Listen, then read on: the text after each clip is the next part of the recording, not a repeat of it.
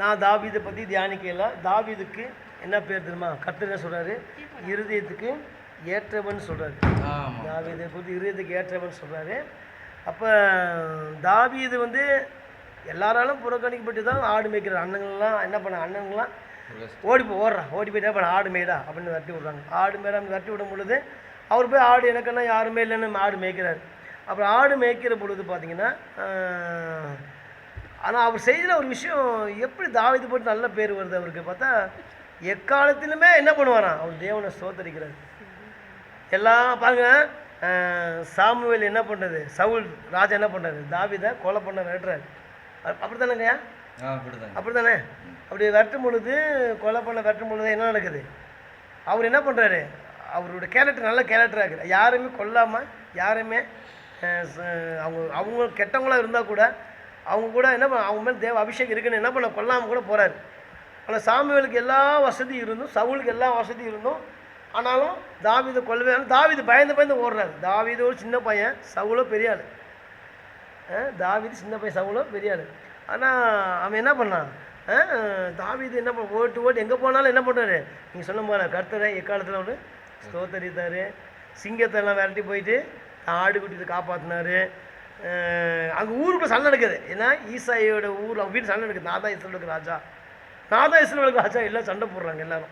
இல்லை நான் தான் சோப்பாக இருக்கிறேன், இல்லை நான் தான் ஹைட்டாக வெயிட்டாக இருக்கிறேன், இல்லை நான் தான் இஸ்ரவேலுக்கு ராஜா அப்படின்னு அங்கே உள்ள ஊரில் பிரச்சனை போயிருக்கு. தாவீதுக்கு இதெல்லாம் தெரியல. ஒரு வாழ எனக்கு எல்லாரும் கர்த்தரை சோதிச்சுக்கிட்டு, கர்த்தரை துவச்சிக்கிட்டு, கர்த்தரை ஆரம்பிச்சுக்கிட்டு, கர்த்தருக்கு போய் செஞ்சுக்கிட்டே இருக்கிறேன். என்ன நான் கற்றுக்குறோம் அப்படின்னா, நம்ம கற்றுக்குறோம் அப்படின்னா, இப்போ நமக்கும் தெரியும், உங்களுக்கும் தெரியும், சும்மா நம்ம ஞாபகத்துக்கு செய்கிறோம்.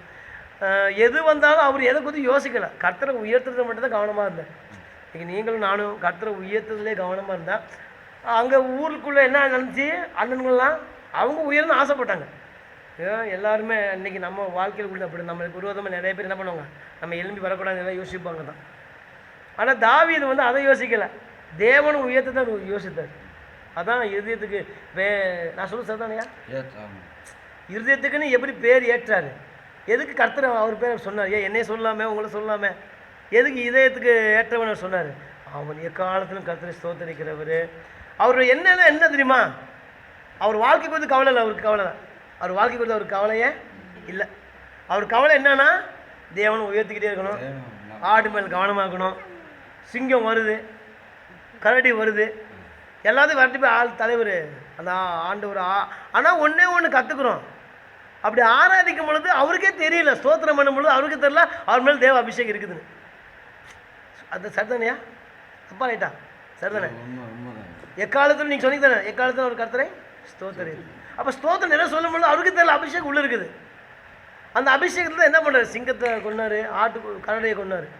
அது ரொம்ப அருமையான ஒரு விஷயம் தான், அபிஷேகத்தும். அப்போ எல்லாரும் ஊருக்குள்ள என்ன பண்ண, தாவீதுக்கு வந்து எல்லாரும் பேசுகிறாங்க, நான் தான் இஸ்ரவேல் ராஜாவை மாறணும் எல்லாரும் ஆசைப்படுறாங்க, நான் தான் இஸ்ரவேல் ராஜாவை இருக்கணும்னு ஆசைப்படுறாங்க.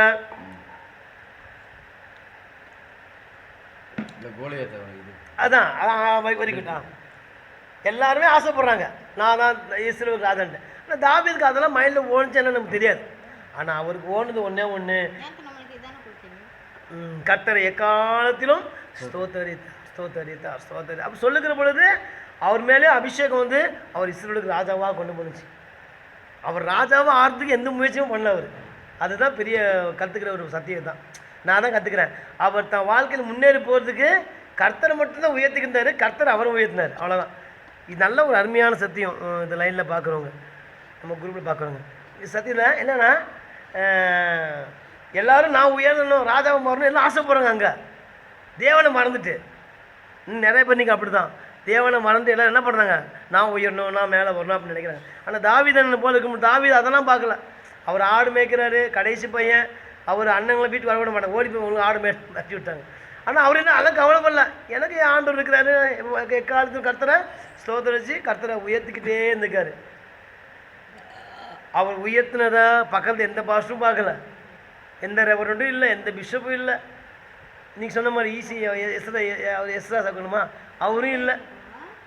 அவர் பேர் கூட எஸ்ரா சர்க்கணும்னு சொல்லிட்டு பைபிள்லேயே அந்த பேர் இல்லை. ஆனால் தாவீது பைபிள் வந்துச்சு. அவர் எக்காலத்தும் கர்த்தரை ஸ்தோத்தரித்தார்.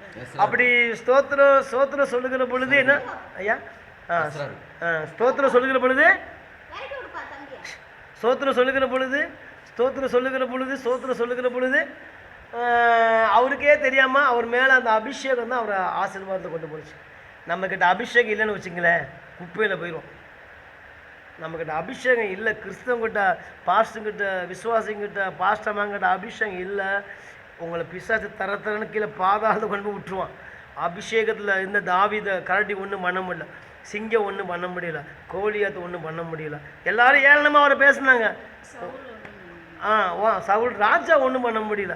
அதான் ஆமாம் ஆமாம், சிங்கம் ஒன்றும் பண்ணலை, கரடி ஒன்றும் பண்ண முடியல, சவுலும் ஒன்றும் பண்ண முடியல, கோலியாத்தும் ஒன்றும் பண்ண. சவுல் தான் கொல்ல தேடினான், பின்னாடி சவுல் தான் வட்டிகிட்டே திருந்தான்.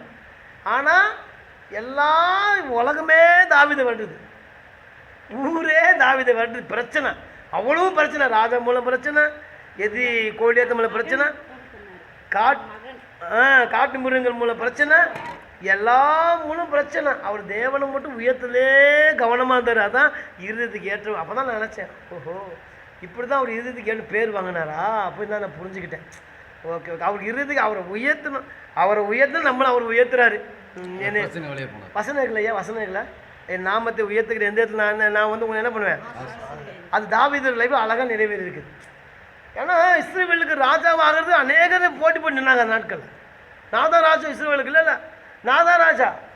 தாவீதை கொடுத்து ஒருத்தன் கூட என்ன பண்ணல, மைண்டில் கூட கொண்டு வரல. அவன் நினைவுக்கே வரல, அவளாம் ஒரு ஆளே கிடையாது.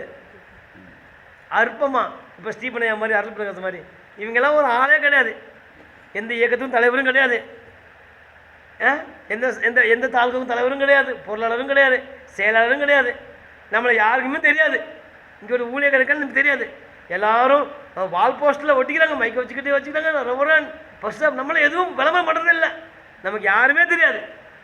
ஒன்றே ஒன்று தெரியும், தாவீது கர்த்தரை உயர்த்துறத நம்ம தெரிஞ்சுக்கிட்டோம். அவர் உயர்த்தி உயர்த்தி அவர் உயர்வான்னு அவருக்கே தெரியாது போல், தாவீதுக்கே தெரியாது போல். தாவீது ஆடு மேய்க்கும் போது தானே கூப்பிட்டு வந்தார் சாமுவேல் தீர்க்கதரிசி வந்து என்ன பண்ணுறாரு, இன்னும் ஒரு மகன் இருக்கான கேட்குறாருல, ஈசாய் கிட்ட கேட்குறாரு. தாவீதுக்கு இந்த விஷயம் தெரியாது. ஆனால் அவர் அல்ல என்னன்னா, தேவனை அவ்வளோக்கு அவர் உயர்த்துறனால தான் அந்த ஆசீர்வாதம் அவருக்குள்ள வந்தது. அதான் எப்போ பார்த்தாலும் உயர்த்துறதுக்குன்னு ஒரு பாடல் இருக்குது, நன்றிக்குன்னு ஒரு பாடல், அவர் உபவாசத்துக்குன்னு ஜபத்துக்குன்னு ஒரு பாடல் இருக்குது. அதனால் அவர் உயர்த்துகிற பாடல், இந்த ஸ்தோத்திரம் நிறைய சொல்லி அந்நிய பாஷை பேசி ஆவில் நிரம்புறது ஒரு நல்ல ஒரு அனுபவம். இந்த மாதிரி காரியங்களை செய்யுங்கள். தாவீது போல் நீங்களும் நானும் கர்த்தர்கிட்ட என் இருதயத்துக்கு ஏற்ற மேய்ப்பேன்னு பேர் எடுப்போம். அதுக்கு ஒன்று தாவீதுக்கு நம்ம கற்றுக்கிற ஒரு சத்தியம் என்னென்னா, அவர் எக்காலத்தும் கர்த்தரை உயர்த்திக்கிட்டே இருந்தார். உயர்த்தினா அவரை கர்த்தரை உயர்த்தினார். ஆனால் அதே பட்டணத்துக்குள்ளார அதே பட்டணத்துக்குள்ள என்ன பண்ணாங்க, எல்லோரும் இஸ்ரவேலுக்கு ராஜாவாக ஆகிறதுக்கு என்ன பண்ணாங்க, எல்லாரும் என்ன பண்ணுறாங்க, போட்டி போட்டிருக்காங்க. அவங்க எல்லாத்தையும் ஆண்டு என்ன பண்ணார், மாற்றி விட்டுவிட்டு தாவீது ராஜாவை மாற்றினார். அதனால் நம்ம ஆசீர்வாதத்துக்கு மனுஷனை ஜால்ரா அடிக்கணும் அவசியம் இல்லை, ஊருக்கு ஜால்ரா அடிக்கணும் அவசியம் இல்லை, விசுவாச மக்களுக்கு ஜால்ரா அடிக்கணும் அவசியம் இல்லை, தசமா காணி கொடுக்குற மக்களுக்கு தசமா ஜால்ரா அடிக்கணும் அவசியம் இல்லை. தேவனை மட்டும் அதிகமாக உயர்த்தினா அவர் நம்மளை உயர்த்துற தேவனாக இருக்கிறார். இப்படி தான் நான் கற்றுக்கிட்ட சத்தியம்.